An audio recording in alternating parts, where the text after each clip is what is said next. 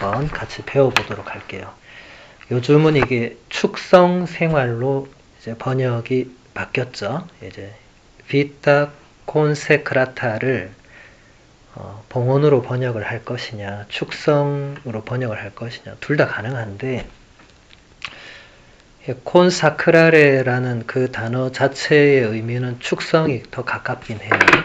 그래서 요즘은 축성 생활 이렇게 통일됐죠. 2월 2일을 축성 생활의 날 이렇게 하죠.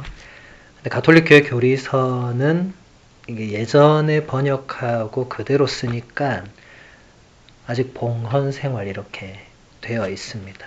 오늘 우리가 볼 게 가톨릭 교회 교리서랑 제2차 바티칸 공의회 문헌을 중심으로 우리 이 축성 생활, 수도자의 삶 이런 것을 이제 이게 가장 교회의 기본 가르침이니까 같이 보도록 할게요.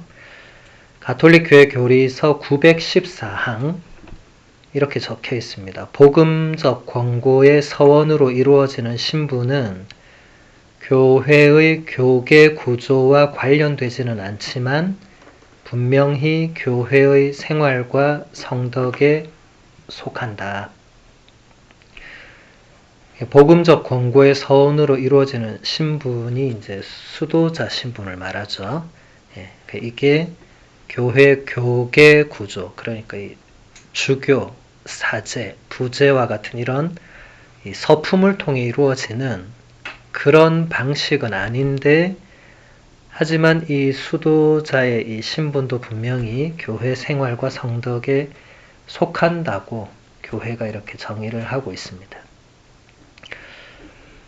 복음적 권고에 대해서 프란치스코 살레시오 성인이 이런 말을 했습니다. 하느님께서는 누구나 복음의 권고들을 모두 지키기를 원하지 않으시고 다만 사랑이 요구하는 바와 같이 각 개인과 때와 기회와 능력의 다양성에 따라서 당사자에게 적합한 권고만이 지켜지기를 원하십니다.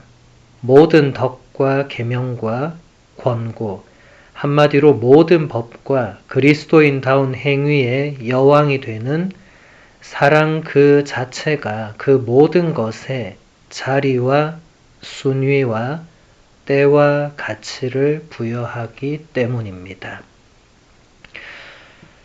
살레시오 성인이 지금 설명해 주고 있는 것은 이 복음의 이 다양한 권고를 모든 것을 다 지키라고 하느님이 그렇게 권고한 것이 아니다. 우리가 지켜야 할 자신에게 맞는 것을 지켜야 한다.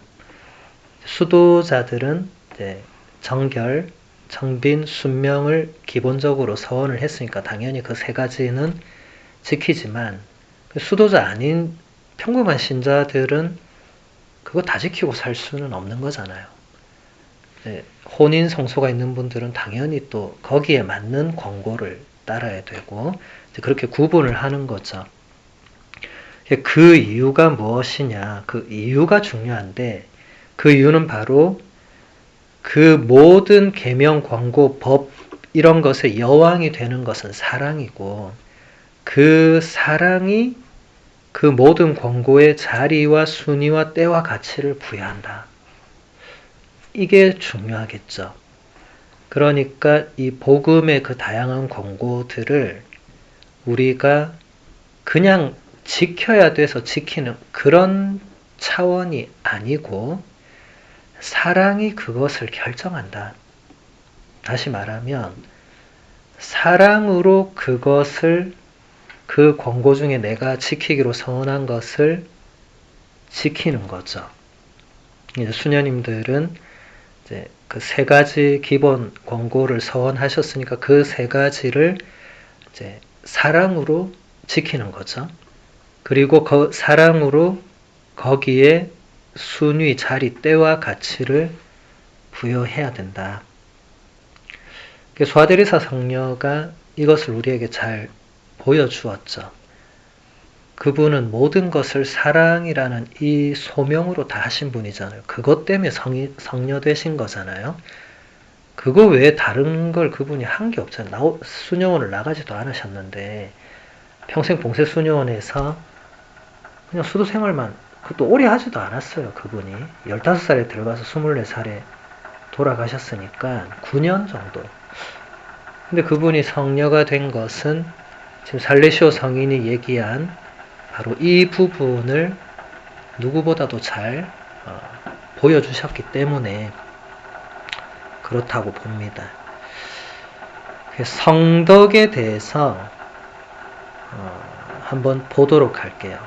왜냐하면 여러분들의 그 신분이 교회의 생활에만 속한다고 하지 않고 성덕에 속한다고.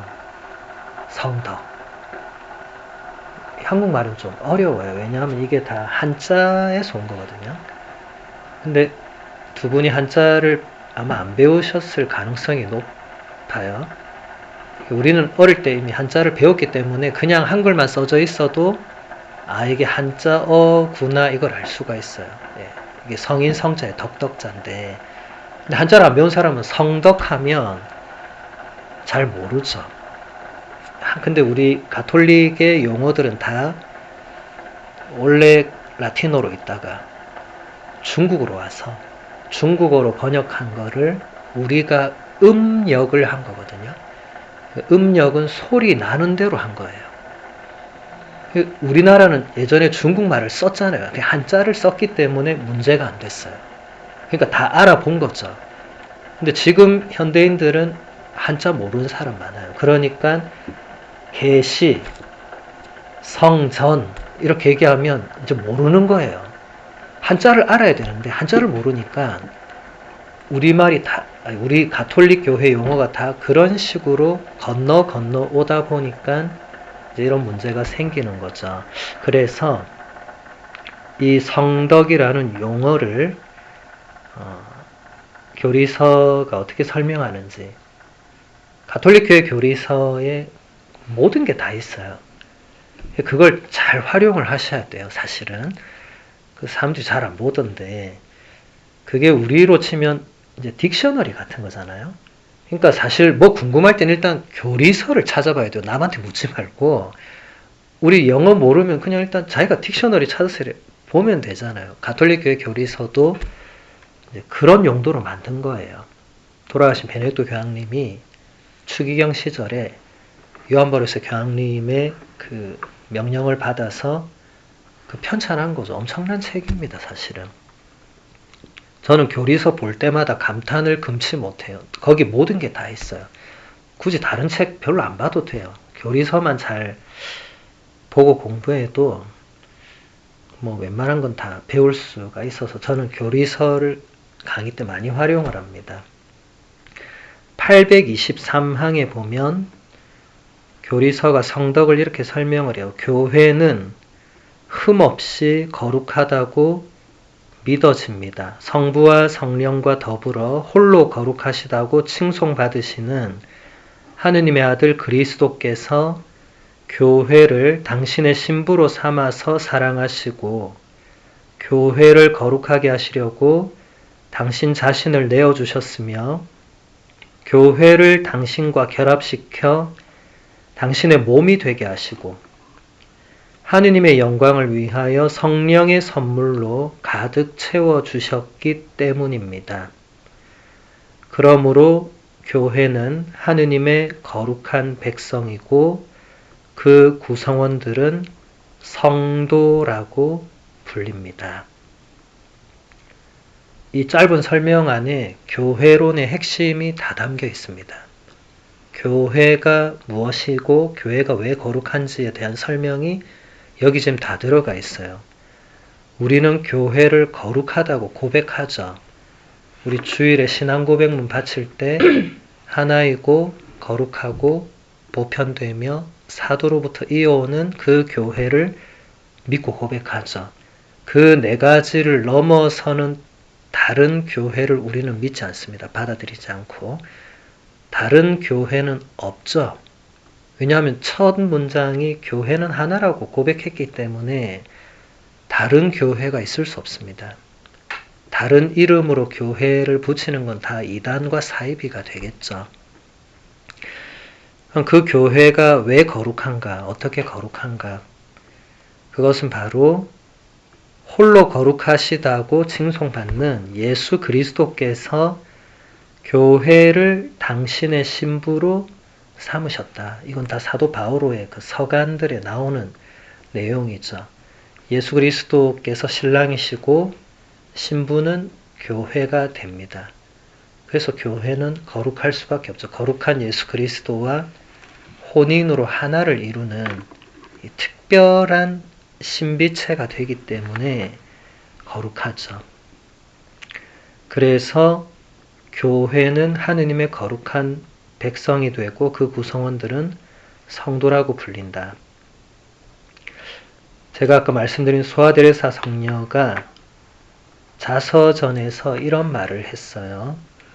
저는 교회가 여러 다른 지체들로 이루어진 몸이라고 한다면 거기에는 반드시 가장 필요하고 가장 고귀한 지체가 있으리라는 것을 알게 되었습니다. 곧 교회가 심장을 가지고 있고 그 심장은 사랑으로 불타오르고 있다는 것을 깨달았습니다. 저는 오직 사랑만이 교회의 지체들을 움직이게 하며 만일 이 사랑의 불이 꺼지게 되면 사도들은 더 이상 복음을 전파하지 못할 것이고 순교자들은 자신의 피를 흘리려 들지 않으리라는 것을 깨달았습니다. 사랑은 모든 부르심을 포함하며 사랑은 모든 것이고 사랑은 모든 시대 모든 장소를 끌어안고 있다는 것을 한마디로 사랑은 영원하다는 것을 알게 되었습니다. 위대한 성녀입니다. 그죠? 교회의 핵심을 깨달은 거예요. 그 어린 소녀가. 이분이 자서전 쓸 때 뭐 20몇 살이었으니까 뭐 진짜 어린 소녀였죠. 사도 바오로의 편지에서 교회가 예수 그리스도의 몸이라고 할 때 소아데레사 성녀는 그렇다면 심장이 있어야 된다. 이걸 바로 간파한 거예요. 바오로 사도는 그렇게까지 얘기하지 않았고 그 지체를 설명을 했죠. 우리 몸에 다양한 지체가 있는 것처럼 우리 교회도 머리이신 예수 그리스도를 이제 머리로 두고 우리가 다 각 지체가 된다고 거기까지만 설명했는데 소아데레사 성녀가 심장이 있어야 된다고. 이 성인 성녀들은 이런 면에서 좀 뛰어난 것 같아요. 소아데레사 성녀가 바오로 서간 수업을 들어본 적이 없는 소녀였잖아요. 근데 바오로 서간의 핵심을 깨달은 거죠. 그 심장이 바로 사랑으로 불타오르고 있다. 그래서 그 사랑이 모든 것을 움직이게 하고 이 사랑의 불이 꺼지면 모든 것이 멈추게 된다. 사도들이 더 이상 복음을 전파하지 못하고 순교자들은 더 이상 자신의 피를 흘리려고 들지 않는다. 이런 깨달음은 진짜 엄청난 것 같아요. 어떻게 이런 묵상을 하고 깨달았을까? 저는 굉장히 놀랍습니다. 이 성인 성녀들은 제대로 배운 성인 성녀는 사실 많지 않거든요. 프란치스코 성인 신학교 다닌 적도 없습니다.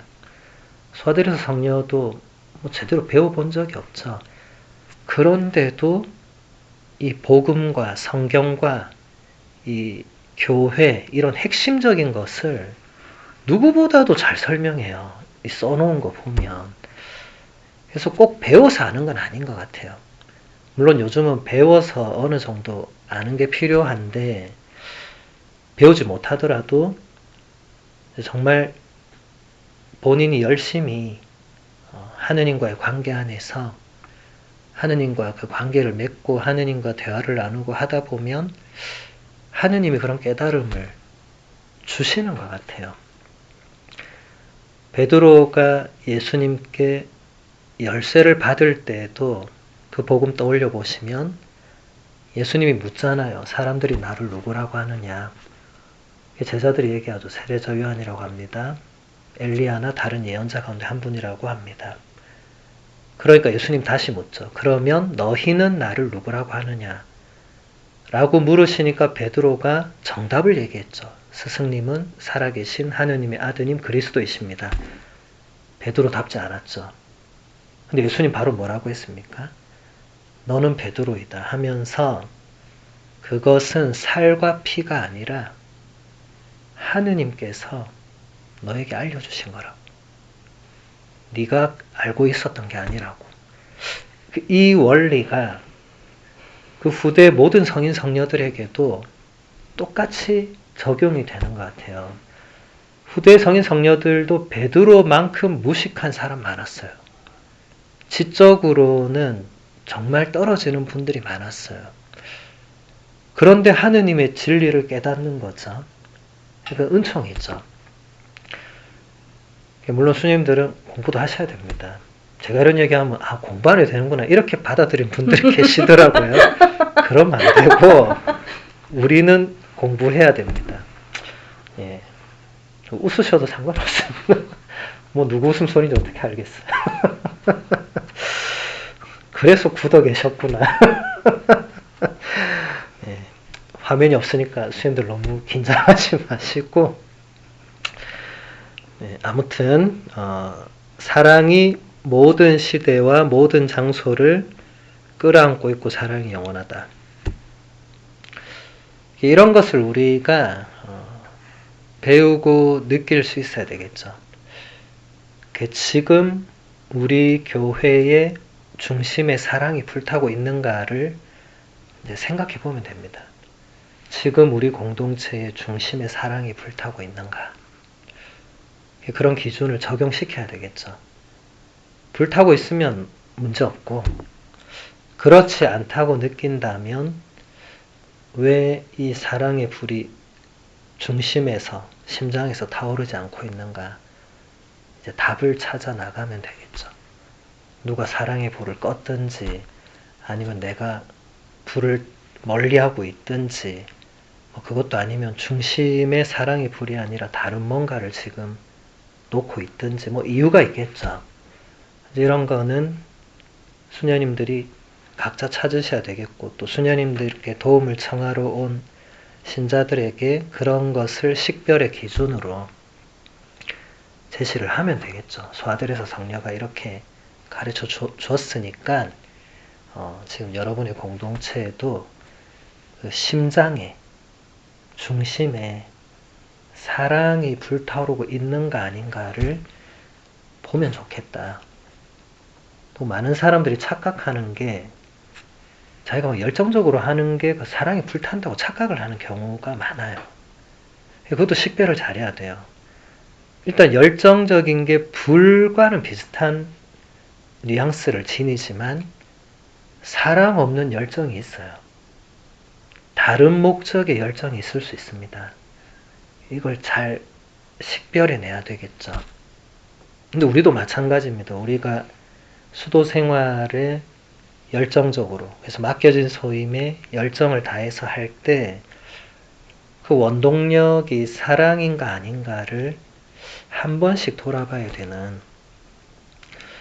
왜냐하면 그 열정이라는 게 이 불이라는 게 불의 특성이 뭐예요? 다이면 다 태워버리잖아요. 이게 좋은 뉘앙스로 보면 그 사랑의 열정에 이제 다인 존재들이 활활 타오르는 좋은 측면도 있지만 반대도 있습니다. 타버려서 없어지는 거예요. 그래서 이 열정은 좀 이 양날의 칼 같은 특성이 있어요. 여러분 열정 많은 사람과 같이 하면 성인 밑에 순교자 난다는 말 있잖아요. 못 따라가면 이제 죽는 거예요.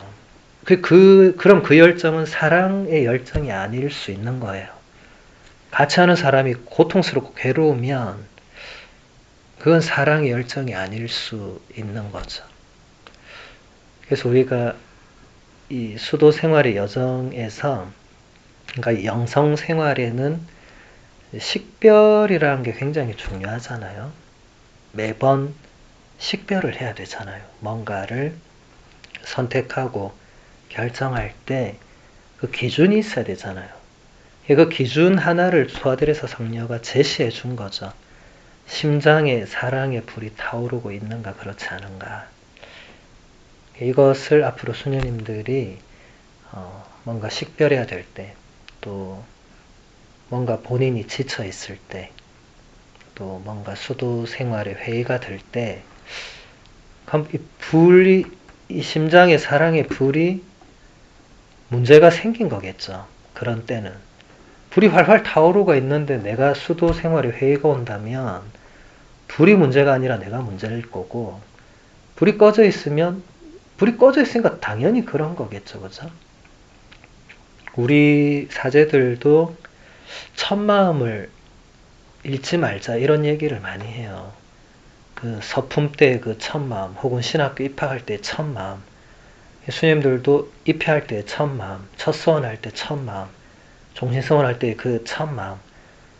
근데 이게 시간이 지나면 이게 서서히 첫 마음이 이제 점점점 바래지고 조금씩 닳고 막 이런 게 있죠. 그래서 요한 마리아 비안네 성인도 동료 사제들에게 이런 말을 했어요. 가장 거룩한 사제는 신학생처럼 사는 사제라고. 그래서 처음에는 그게 뭐 거룩한 사제 이래 생각했어요. 그때는 제가 신부된 지 얼마 안 됐을 때였거든요. 신학생처럼 사는 거 별것도 아닌데 그땐 그랬어요. 근데 요즘은 비안네 신부님의 말을 100번 공감합니다. 신학생처럼 살면 성인 사제가 되겠구나. 그렇게 못 사는 거예요, 이제. 그때 마음과 저도 지금 이제 20년 정도가 이제 지나가니까 사실 그때 마음이 어디로 갔는지 한 번씩 저도 그런 생각은 듭니다. 제가 사제 성소의 가장 이 소아데레사 성녀의 이 사랑의 불의 이 묘사를 생생하게 체험한 게 2권의 책이었거든요.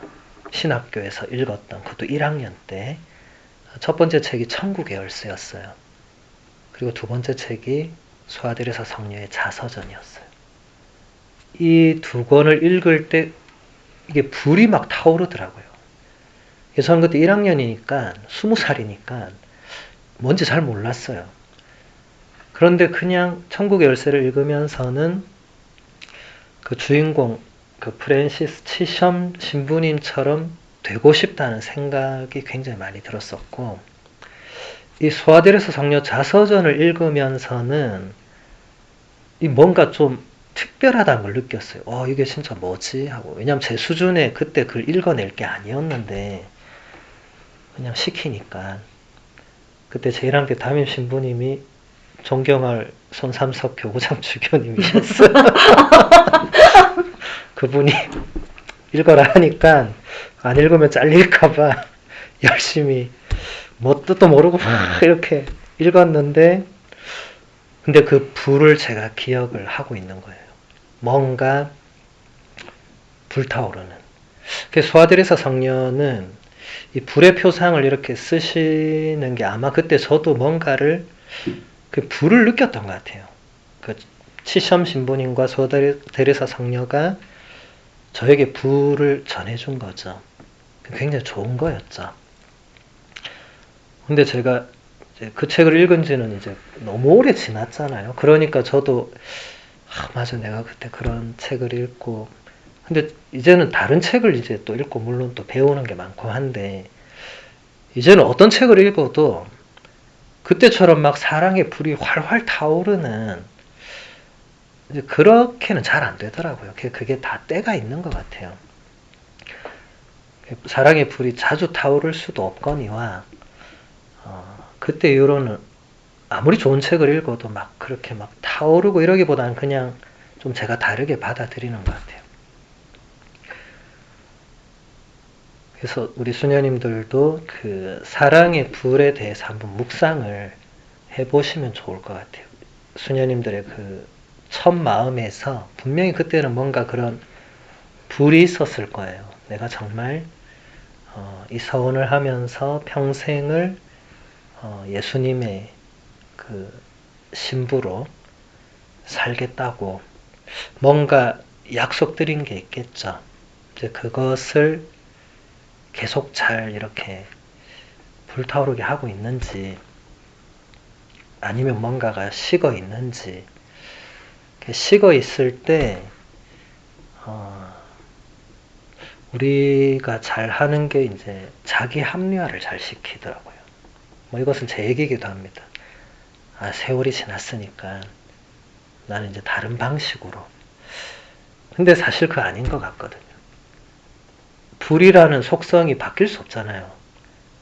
불이 타오르는데 이제 나 다른 방식으로 하겠다. 뭐 어떻게 한다면 뭐 불이 타올라야 되는데 불 아닌 방식? 그게 약간 자기 변명 합리화 이런 거겠죠. 이제 내가 뭐 신학생도 아니니까 수님들 같으면 이제 내가 뭐 지원자, 청원자, 뭐 첫서원자도 아니고 이제 종신서원자로서의 또 삶이 물론 있습니다. 물론 있지만 우리가 그 사랑과 열정의 불을 이렇게 잊을 수는 있지만 잃어버려서는 안 될 것 같아요. 그럴 때가 있었으니까. 그 불을 잘 간직하지 못할 수는 있지만 그렇다고 해서 영원히 꺼트리거나 아예 없었던 사람처럼 막 살거나 그렇게 되면 안 되는 거겠죠.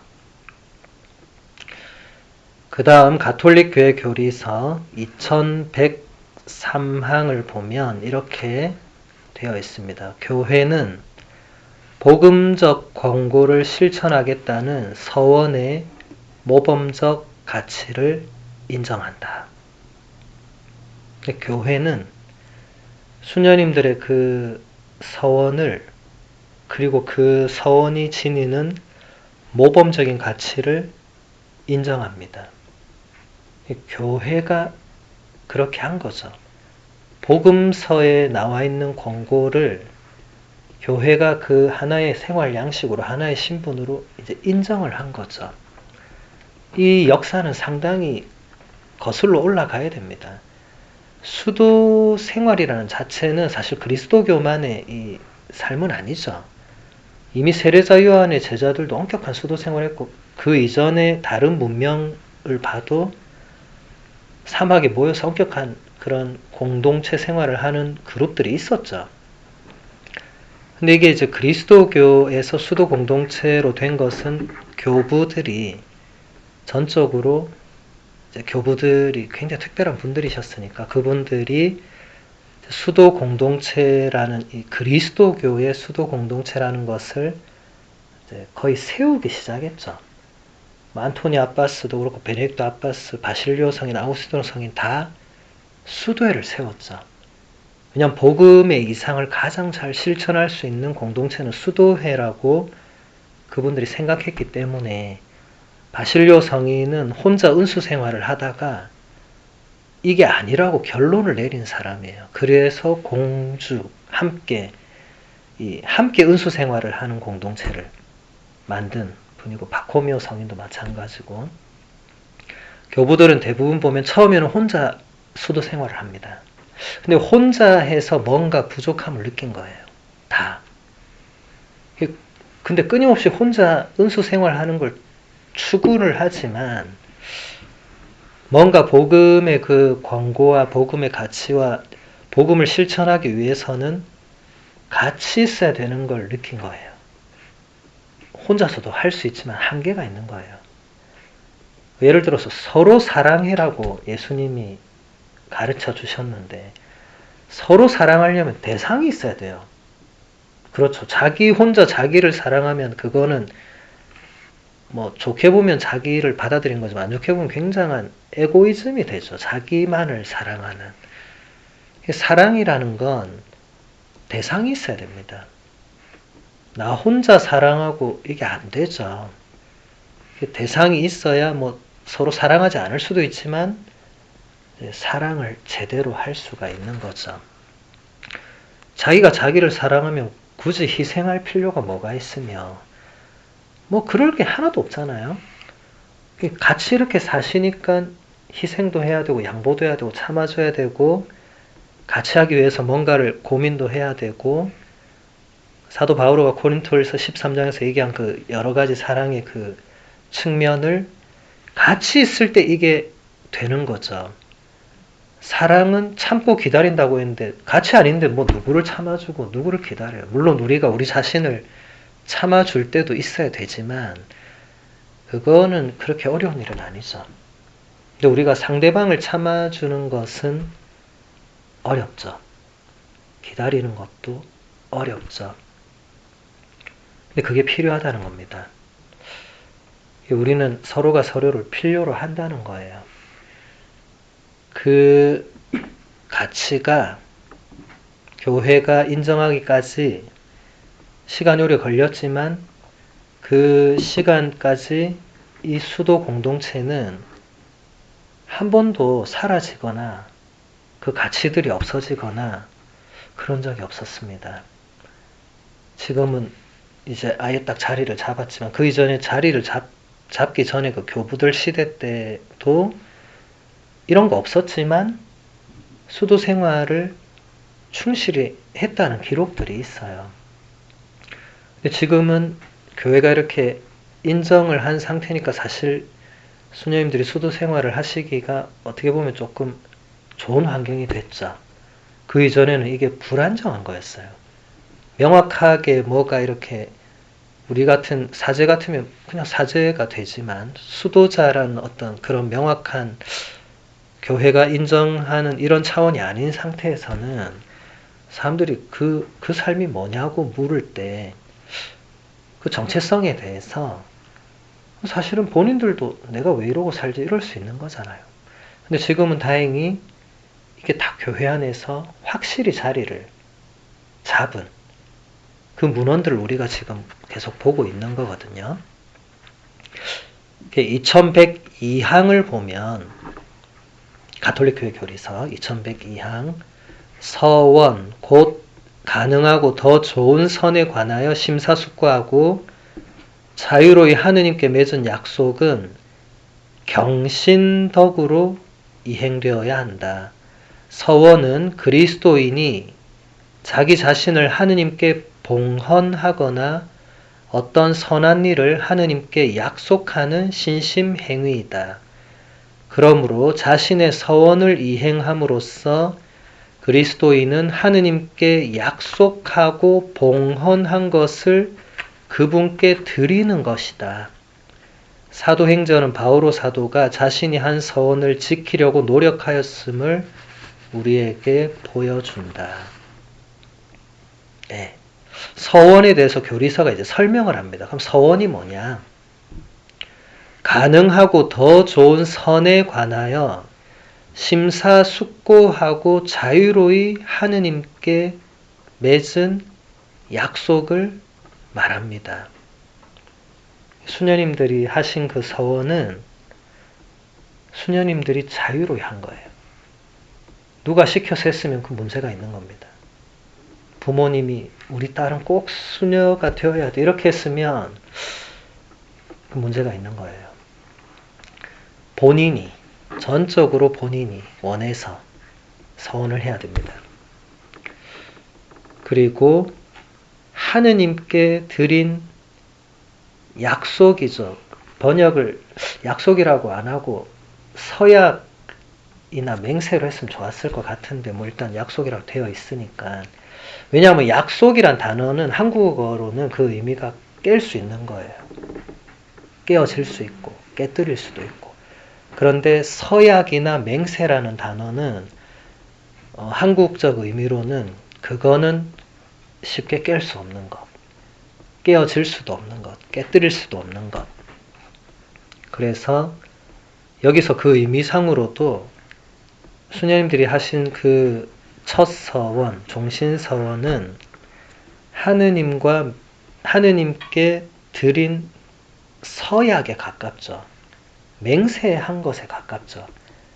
종신서원 할 때 제대 앞에서 하신 거 있죠. 그거는 깨어질 수 없는 거잖아요. 깨뜨릴 수도 없고. 그러니까 서약이나 맹세에 가깝다. 근데 이것이 경신덕으로 이행되어야 된다. 제가 아까 말씀드린 그 한자어가 이제 계속 나오는 거예요. 경신덕 하면 한자 모르면 이거는 무슨 말인지 모르는 거죠. 네. 이게 한자로 이게 공경하다 할 때 그 경자. 신은 신신자. 덕은 덕자예요. 그러니까 그냥 경신덕이라고 하면 하느님을 공경하는 덕이에요. 이제 그 번역이 중국 사람들도 처음 그리스도교의 라틴어를 접했을 때 이걸 뭐 어떻게 번역할 줄 누가 뭐 기준이 있었겠어요?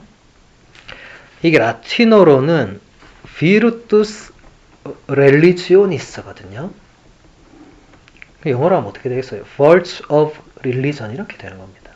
그러니까 이게 그냥 원래의 의미로 하면 그 종교적인 덕을 말하는 거예요.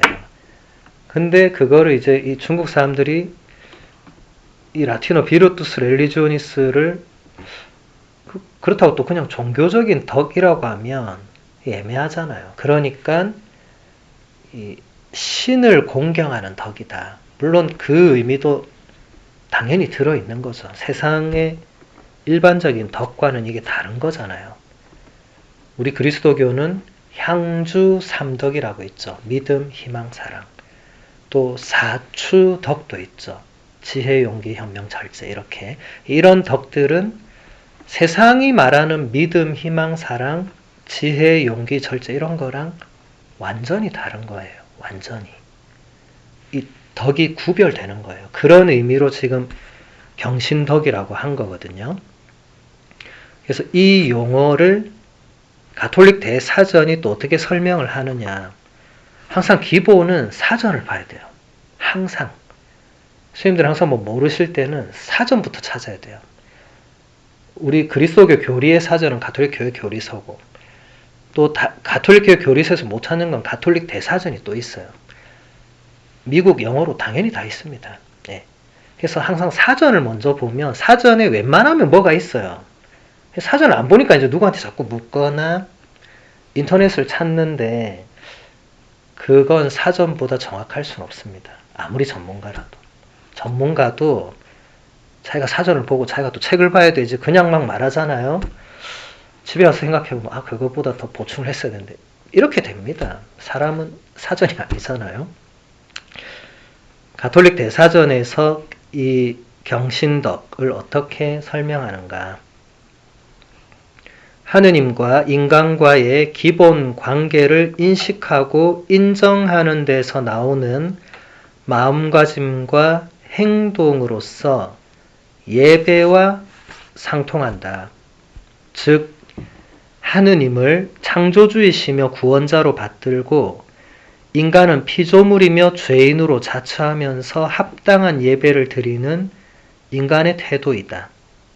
이를 크게 세 가지 관점에서 볼 수 있다. 창조주이시고 구원자이신 하느님께 마땅한 흠숭과 감사를 드리고 부족하고 잘못된 생활에 대해서 용서를 청하며 필요한 은혜를 구하는 마음을 가지는 것이다. 천주교회의 성사와 기도는 바로 이러한 경신례이다. 이렇게 설명이 되어 있습니다. 굉장히 잘 설명한 거예요. 이걸 뭐 어디서 번역을 했는지 직접 뭐 하셨는지는 저도 잘 모르겠는데 어쨌든 이 종교적인 우리 그리스도교의 덕의 기본 의미는 굉장히 잘 설명이 된 겁니다. 그러니까 여기 세 가지 관점 이게 우리 그리스도교의 그 제가 아까 말씀드린 덕의 가장 기본이 되는 거거든요. 창조주이시고 구원자이신 하느님께 마땅한 흠숭과 감사를 드리는 게 그 덕들의 가장 큰 목적이 됩니다. 그리고 자신의 부족하고 잘못된 생활에 대해서 하느님께 용서를 청하는 것, 그리고 하느님께 필요한 은혜를 구하는 마음을 가지는 것, 이런 게 다 경신에 해당되는 거예요. 하느님을 흠숭하고 공경하고 받드는 그런 걸 말하는 거죠. 그래서 이게 그런 덕이 어디서 드러나냐? 경신례. 이 레라는 건 예절할 때, 우리로 치면 예식할 때 그 단어예요. 그게 바로 성사와 기도다. 그러니까 막 이렇게 많은 설명을 했지만 결국은 다시 교리서로 돌아오면 서원은 경신덕으로 실행된다고 했거든요. 근데 경신덕은 지금 성사와 기도라고 간단하게 막 내용은 뭐 많았지만 그러니까 결국 수녀님들의 서원은 성사와 기도를 충실히 함으로써 그게 이행이 계속 되는 거예요. 그 서원한 거가 서원은 이행돼야 됩니다. 서원만 하고 이행되지 않으면 그 서원은 가치가 없어지죠. 물론 유효하겠지만 가치가 없어지겠죠. 그래서 사실 수녀님들이 그냥 수도 생활을 하는 자체가 서원의 이행에 충실한 겁니다. 사실은. 사실 특별한 거 없습니다. 우리 사제들도 마찬가지예요. 가톨릭 교회 교리서나 공예 문헌 보면 사제들이 자신에게 주어진 직무를 그냥 충실히 하면 그걸로 된다고 돼 있어요. 우리가 하고 있는 게 별거 아닌 것 같은데 그것만 충실해도 되는 겁니다. 복음서 읽어보세요.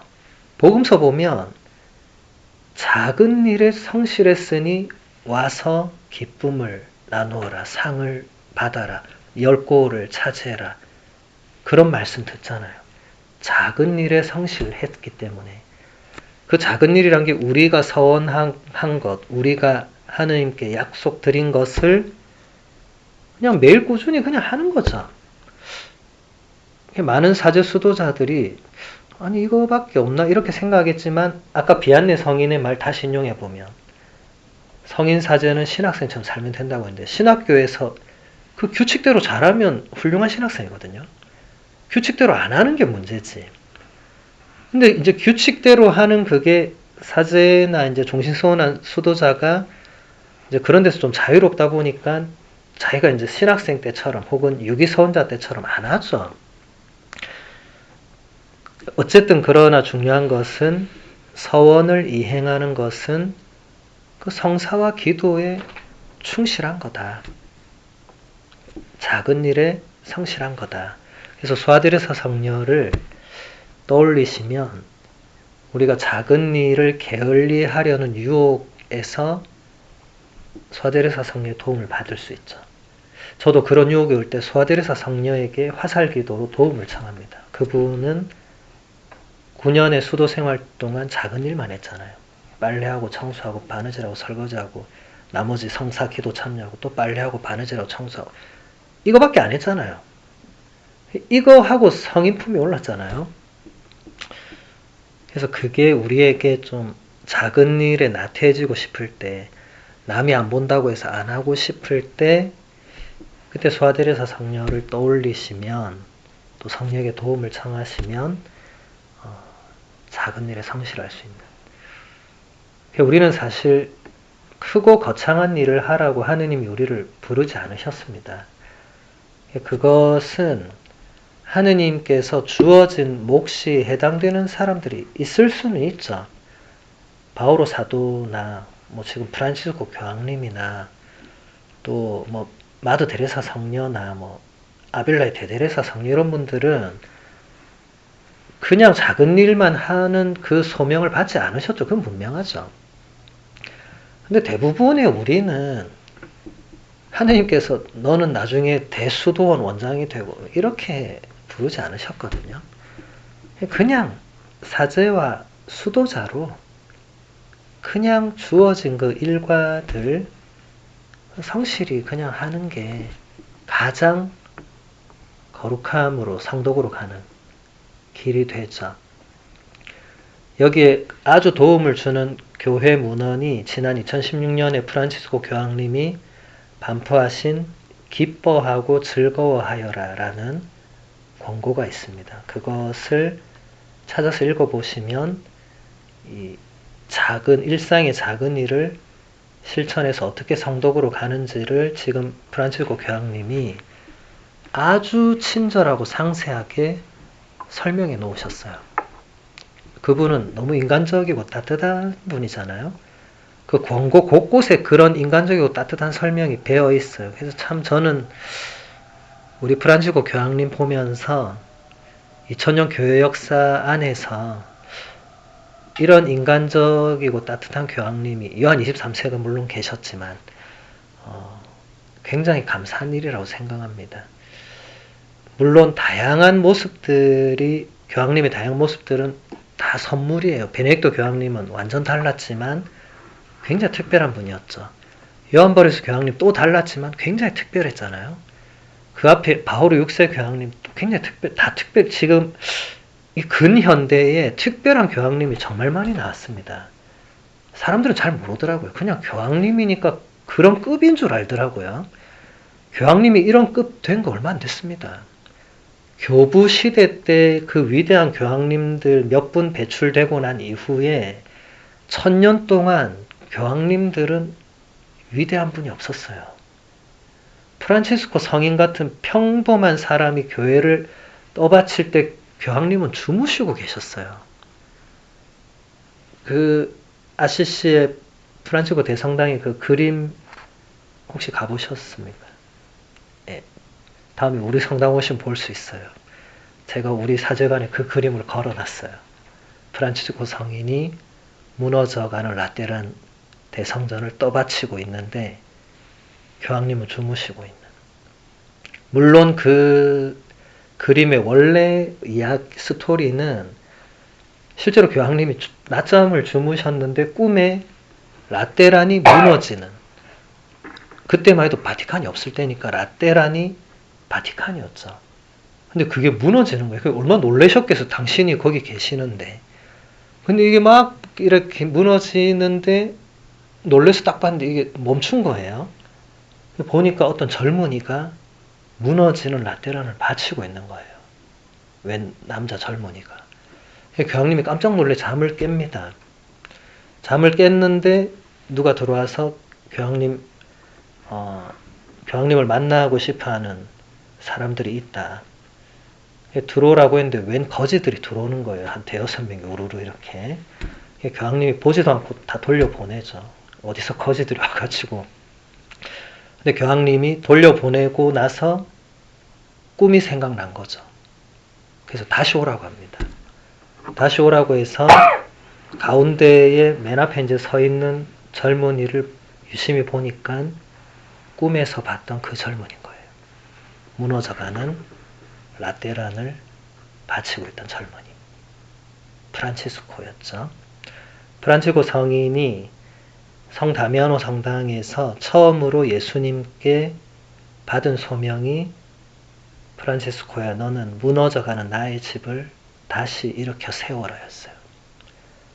프란치스코 성인은 그때 예수님이 누군지도 몰랐고 전혀 지금의 성인이 아니었기 때문에 시키는 대로 성 다미아노 성당 보수공사를 했어요.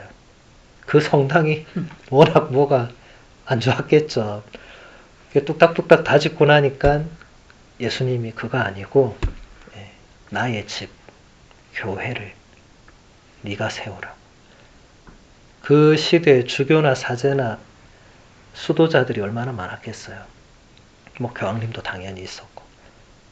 프란치스코는 그때만 해도 아무것도 아니었습니다. 아무것도 아닌 정도도 아니고 그냥 그 시대 젊은이들하고 똑같았죠. 그냥 사치와 향락을 좋아하고 전쟁터에 나가서 자기가 기사가 되어서 그렇게 싸우고 승리를 하기를 원하고 이런, 실제로 전쟁도 참여했었고. 근데 아시시가 지는 바람에 1년 넘게 페루자라는 도시에서 감옥 생활도 했죠. 아무튼 그 그림이 그 아시시의 프란치스코 대성당의 그 벽면에, 그 2층 대성전에 그 벽면에 그 조토라는 그 중세의 엄청 유명한 프레스코 화가가 그 벽면 전체에 프란치스코 성인의 일대기를 그려놓습니다. 거의 다 실제 사실을 바탕으로. 프란치스코 성인이 어떻게 소명을 받았고, 프란치스코 성인이 어떻게 아버지의 집을 나오게 되었고, 프란치스코 성인이 어떻게 처음으로 예수를 만나고, 이런 그 과정을 다 그려놨어요. 그 중에 제가 가장 좋아하는 그림이 프란치스코 성인이 무너져가는 라테란을 바치고 있는, 교황님은 주무시고 있는. 아마 보실 기회가 있을 겁니다. 제가 좀 이따 사진으로 보여드릴 수 있어요. 뭐 사진이 뭐 여기 있으니까. 예. 근데 제가 굉장히 좋아하는 그림이에요. 교회가 하느님의 집인데, 교회가 무너지는 과정을 중세 때 겪은 거죠, 실제로. 하느님께서는 당신의 집이 무너져 가는 것을 보시고 이것을 다시 일으켜 세울 누군가를 찾았는데, 그게 프란치스코였다는 거죠. 굉장히 놀랍죠. 그때만 해도 지금의 그 성인이 아니었다는 걸 염두에 두셔야 됩니다. 우리 과다루페 갔을 때 보셨잖아요. 그 후안 디에고가 그때만 해도 아무것도 모르는, 저는 후안 디에고 보면서 자꾸 프란치스코 성인이 많이 생각났어요. 아무것도 모르는데 성모님이 나타나서 메시지 주시고 예수님이 메시지 주시고 아무것도 몰랐는데, 참 하느님이 하시는 일은 정말 오묘하구나, 이런 걸 많이 느꼈어요. 좀 안다는 사람한테 뭘 안 맡기시는 거예요. 아무것도 모르는 철부지 어린이들에게 하늘나라를 가르쳐 주시는 거예요. 그들이 이해할 수 있는 방식으로. 그래서 우리도 서원을 실행하는 그 작은 일, 우리가 실천하는 그 작은 일들, 그게 결국은 하느님의 집을 이제 떠받드는, 왜냐하면 우리가 사제로 수도자로 살아가는 이유는 지상에서 하느님 나라를 이미 살 수 있고 그것을 보여주는 그런 역할이 있죠. 스님들이 전에도 수도복 얘기도 하셨잖아요. 수도복을 이 시대에 입는 자체만으로 사람들로 하여금 다른 삶이 있구나, 저분들은 다른 것을 추구하는구나라고 생각하게 만들어주잖아요. 단순히 우리의 옷만이 그렇게 돼서는 안 되는 거고, 우리의 존재와 삶이 이제 그렇게 되어야 되겠죠. 그래서 우리가 여기 바오로 사도도 자신의 서원을 지키려고 노력했다. 사도행전 18장 18절을 보면 이렇게 기록되어 있어요. 바오로는 한동안 그곳에 더 머물렀다가 형제들과 작별하고 프리스킬라와 아킬라와 함께 배를 타고 시리아로 갔다. 바오로는 서원한 일이 있었으므로 떠나기 전에 켄크레에서 머리를 깎았다. 뭐 짧은 한 문장인데, 바오로 사도 같이 이런 위대한 사도들부터도 서원을 충실히 지켰다는 거예요. 머리 깎고 출발하나 안 깎고 출발하나 뭐 사실 뭐 별 문제 되겠어요? 뭐 요즘 같은 시대도 아닌데. 그런데도 서원했기 때문에, 서원이 그만큼 중요하다는 겁니다. 그러니까 우리는 가끔 내가 서원했다는 사실을 잊어버리거나 아니면 약간 좀 뒤편에 둘 때가 있잖아요. 왜냐하면 나만 서운한 게 아니고 다 했잖아요. 다 했는데 보니까 나만 뭐 좀 열심히 하는 것 같잖아요. 그러면은 유혹이 오죠. 나만 서운한 것도 아니고 다 같이 했는데 왜 나만 이 고생을 해야 되고 나만 이거 유혹인 것 같아요. 왜냐하면 나만 한다 이 자체가 이미 이게 유혹에 덧친 것 같아요. 다른 사람들이, 동료 수도자들이 내가 안 볼 때 뭘 열심히 하는지 사실 우리는 모릅니다. 드러나는 모습만 가지고는 사실 알 수 없죠. 정말 사제생활이나 수도생활을 불성실하게 하는 것처럼 보이는 사람들이 있을 수 있죠. 근데 사실은 그분들이 나름 굉장히 성실하게 살아갈 수도 있죠. 우린 잘 모르죠. 물론 그런 분들이 그런 오해를 받을 수 있고 실제로 뭐 불성실할 수 있지만, 우리가 조심해야 될 거는 그들에 비해서 나는 혹은 나만 열심히 한다, 이건 좀 위험한 것 같아요. 근데 그런 마음이 열심히 하면 들 수는 있습니다.